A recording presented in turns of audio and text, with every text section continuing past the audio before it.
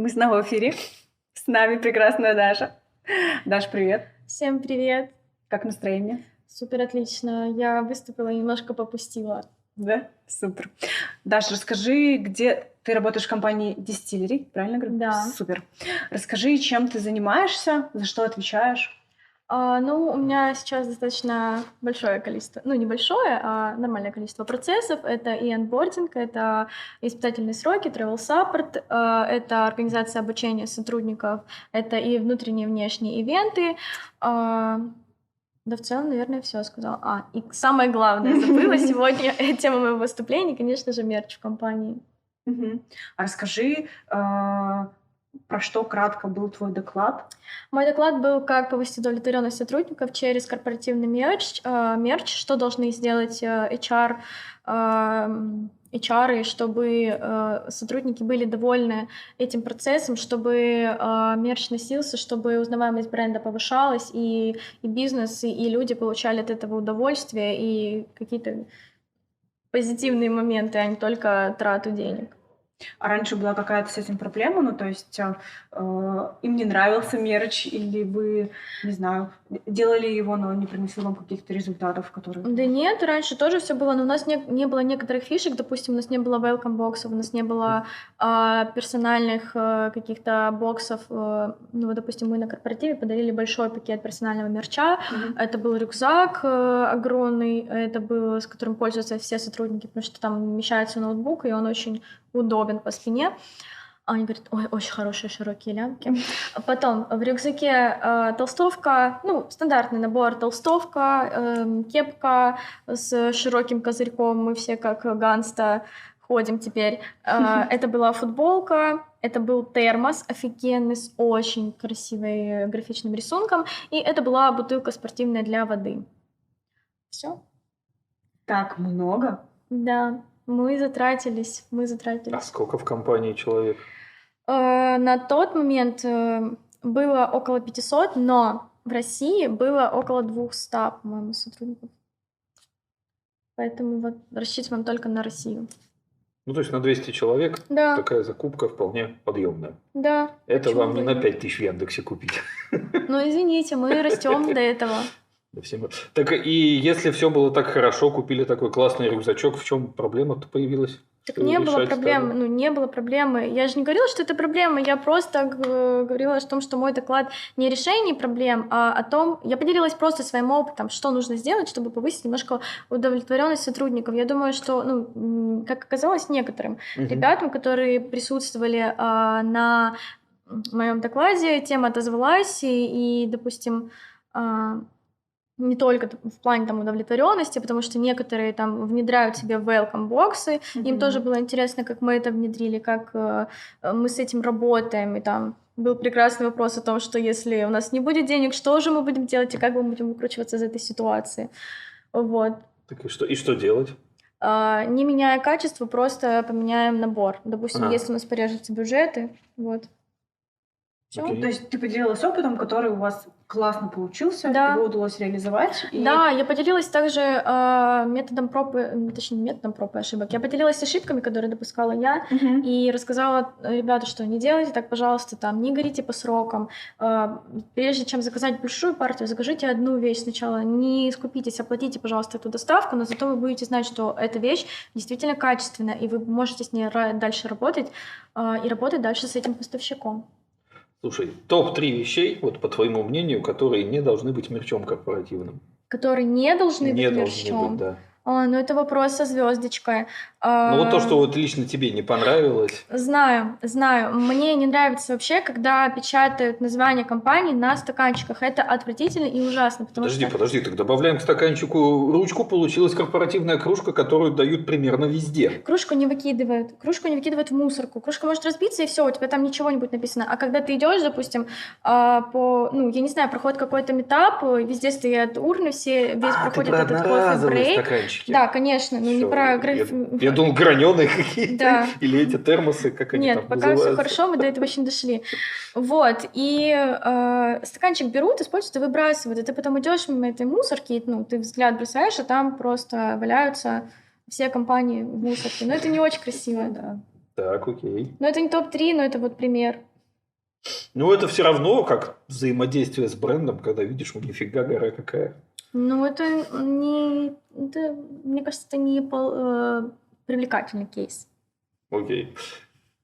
Хорошо, в своих изысканиях ты доходила до того, что вместо того, чтобы сидеть и долго думать, что же такое классное там подарить, купить, проще спуститься и сказать, там, пацаны, девчонки, что вам надо? Конечно, это брейншторм, и прежде всего ты идешь там к сотрудникам, прислушиваешься, либо сотрудники к тебе приходят и говорят, блин, кайф тапочки, чтобы в офисе ходить. И думаешь, ну, ты ходишь в офис, какие тебе тапочки? Дома ходить? Ножки-то Нет, дома в мерзнут? офисе, все в офис ходят. Шопер, нам принесли вот так на блюдечке, сказали, давайте шопер. Ну, все ходят шопером, почему мы не можем? Тем более это сейчас модно, тем более это практично и экологично, не забываем про это. Вот. Слушай, вы как-то собираете потребность или вы сами думаете, что Сами будет в думаем. наборе, и выкатываете Больше это? сами думаем. Вот, допустим, Welcome Box первый мы придумали сами, потом просто это все заапровили нам сказали, да, супер, делайте, и мы сделали. И была супер обратная связь. Была супер обратная связь, Нет, была, знаете, какая обратная связь? Когда пришла эта поставка, когда ты все разложила по коробкам, все такие, а что это? Я говорю, ну, Welcome Box, будут приходить новые сотрудники, и вот получают такое, я тоже хочу. Что мне нужно сделать? Как мне можно это получить? Увольте. Да, уволься и приди обратно. Вот, КПД действий 0. Вот такая была обратная связь. От новых сотрудников это было прежде всего удивление, приятное удивление, что ты приходишь на новую работу и тебя ожидает такой приятный сюрприз.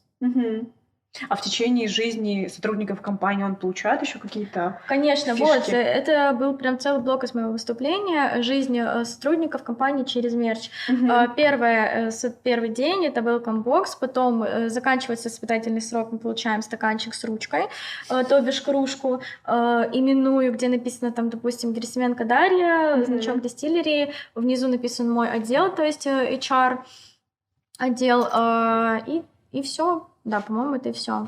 Это новая уже модернизация. Раньше были написаны еще какие-то скиллы, там, хэштеги, по которым там можно определить отдел. Вот.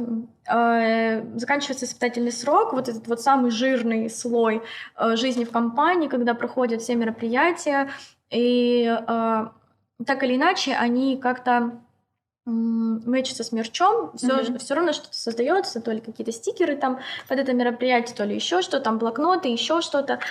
Вот. Это все, конечно, приходит сотрудникам, если это внутреннее мероприятие. И в конце я говорила о том, что у нас есть Forever Kids. Это футболка, индивидуальная футболка для каждого сотрудника. Это когда он уходит из компании? Да, это когда он уходит из компании, прощальный подарок, чтобы хоть как-то подсластить эту пилюлю. Футболка с индивидуальным рисунком. У кого-то это была просто фотка с командой, у кого-то была это общая просто фотка с корпоратива, у кого-то это был мемас, который ассоциировался с этим сотрудником. Вот. А кто эту картинку подбирал? Команда, либо HR, ну вот, допустим, я знаю, что сотрудник увольняется, я могу прийти к его команде и сказать, ребята, вот увольняется, есть такая идея, давайте как-то сметчимся, и такие, о, да, круто, вот, давайте вот это. Ну, начинаем как-то генерить, и все. А когда вот с возрастом как бы коллектив растет, всегда вот неизбежно возникает, когда ты приходишь, например, и говоришь, давайте закажем толстовок. На тебя смотрят люди, которые 5 лет работают, у которых уже этих 6 толстовок, они говорят, иди отсюда с этими толстовками. А те, кто только пришел, они говорят, да, хочу толстовку. А третьи из угла говорят, рюкзак мне давай. И что? И что, вот как найти баланс, что им вручить-то в итоге всем? Ну, здесь, наверное, уже больше зависит не от того, что хочет сам сотрудник, там, один. У нас есть люди, которые работают и 2 года в компании, говорят, вы задолбали меня уже своими толстовками, ничего мне не надо, ничего не присылайте. Ну, нет, извините, давайте одеваться красиво. Ну, на тебе еще толстовку. Ну, если ты не хочешь, ты можешь не брать, я не заставляю, пожалуйста. У нас она будет лежать и дождется твоего нужного часа, когда у тебя порвется стать, ты придешь за новой. Ничего страшного в этом нет. Ну, а так, чтобы у нас прям вот такой разнобой был, что я хочу то, нет, у нас такого еще не было. Нет, это понятное дело, что надо заказать одно на всех. Вот у меня как бы и был этот вопрос, как вот выяснить вот это одно, то, что более-менее всех устроит. Бюджет, во-первых. Как-то как всегда. Естественно, что мы на него можем купить. Потом изучаем потребности, вот, о чем я говорила, что в Welcome Box мы не изучали потребности. Здесь, там, допустим, смотря на какое время года, какой сейчас там праздник, либо это там Новый год, либо это просто какой-то внутренний ивент. И исходя уже из этого, то есть нет такого, что что дарить сотрудникам?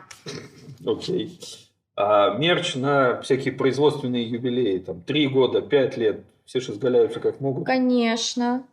У нас будет 15 лет вот А в что этом дарите, году. если не секрет? Пока еще секрет, честно скажу, не думали. Нет, Поэтому просто секрет. некоторые же там какие-то статуэтки делают, еще что-то высокохудожественное. Ну, то есть не условную толстовку, да, которую поносил, Да. а прям вот на стол поставить и гордиться. Ой.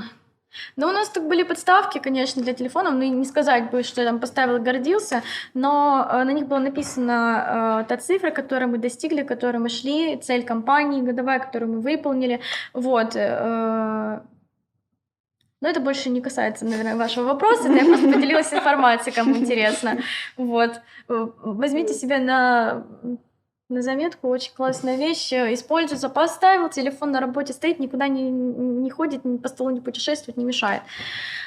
Вот. Даша, видно, как ты кайфуешь от деятельности, которую делаешь. Расскажи, что тебя бесит. Что меня бесит? Ну что меня бесит? Наверное, те сотрудники, когда вот Точка. передают привет Пошли горячие темы. сотруднику из своего офиса, который полгода меня бодал своей кружкой. Но он не смотрит нас, ну ладно. Короче, получилось так, что я подала... Да, я хочу поделюсь немножко подробностями. Получилось так, что мы перезаказывали кружки, и у некоторых их не было. И вот он был тогда новым сотрудником. Получилось так, что я внесла его в список. Поставщики напортачили нам одну партию, испортили. Его кружку не сделали и просто испортили всю партию. Я говорю, блин, ладно, еще и Шевич, фамилию не буду говорить, еще вот кружку этого человека сделайте. Они мне во второй раз делают партию и не делают кружку этого человека. Но я не могу заказать одну кружку, они даже не делают ее. И он мне вот до следующей поставки этих кружек, он ходил за мной каждый день, и вот а где моя кружка, и он шутил надо мной так. Ну, конечно, это сейчас уже весело вспоминать, когда уже его кружка у него. Вот, но... Уже проще было в какую-нибудь копирку сходить, за свои деньги напечатать, говорить, на... Нет. Даша за качество. Да. Ну, какого... Ну, нет.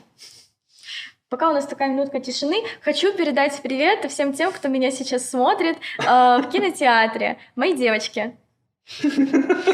Даша единственная, кто воспользовалась этой возможностью. Конечно, ну а почему нет? Сидят, разговаривают о грустном о чем-то, о серьезных вещах, а мне бы повеселиться, что-то прикольное, веселое, поднять всем настроение. А расскажи про команду. Вас много? Мою любимую? Да, твою любимую команду. Хорошо. Вас много. Как вы делитесь? Какие зоны ответственности? Как Моя любимая команда дизайн-отдел. Нет, шучу. Мои любимые девочки из HR-отдела. Да, нас сколько? Раз, два, три, 4, 5 человек. 2 девчонки находятся у нас в Питере, 2 находятся в Таганроге, и я нахожусь одна в Ростове. Как мы делимся? Ну, вот так мы и делимся, либо кто за что отвечает. Но у каждого есть свой процесс, и сейчас у нас у каждого есть свой отдел, за которым мы закреплены, и, допустим, помогаем им с какими-то процессами по их стороне, либо отвечаем на вопросы, консультируем по нашим HR-ским делам, там направляем кому надо. Вот, я рассказывала сначала о своих процессах, которые у меня есть. Я смотрю, просто, извините, кайфую. Я в телевизоре. Это классно. Я рассказывала по процессам, которые у меня есть, вот такие же процессы. Но не именно такие, просто другие процессы есть у девчонок. Каждый отвечает за свой процесс. И вы как-то вместе синхронизируете? Ну, то есть у вас цели общие, там, не знаю, как это происходит? Ну, цели у отдела, естественно, одни, да. Цели по процессам, ну, как таковых нет. Допустим, я отвечаю за онбординг. У нас есть вот Таня, которая сидит, меня сейчас смотрит, у нее экзит-интервью, допустим. Все. И вот человек знает, кому идти, если возникла какая-то проблема. Круто. Да. Давай 3 совета или 1 совет, который ты дашь человеку, который будет заниматься вот твоей историей, допустим. Этого никогда не было, да. а в компании это нужно реализовать. Хорошо. Я хочу, наверное, посоветовать совет словами главного философа моей жизни, моей мамы. Нормально делай, нормально будет. Это раз. Второе, пожалуйста, любите свою работу и занимайтесь любимым делом, потому что через это вы будете транслировать свое хорошее настроение и хорошее отношение к сотрудникам. Мы — это и есть трансляторы всего, что происходит. И будьте в хорошем настроении, и тогда настроение хорошее будет передаваться, и все это цепочкой. И у нас уже вышло время, поэтому я думаю, что нам пора прощаться. Даша уже Классно перехватывает поговорили. микрофон и модерацию. Спасибо, что пришла к нам, поделилась своим опытом, было здорово. Спасибо. А сколько мы говорили? Время пролетело просто Да. незаметно. Мы говорили 15 минут. Все. Ребята, через 5 минут мы снова будем в эфире. Не переключайтесь.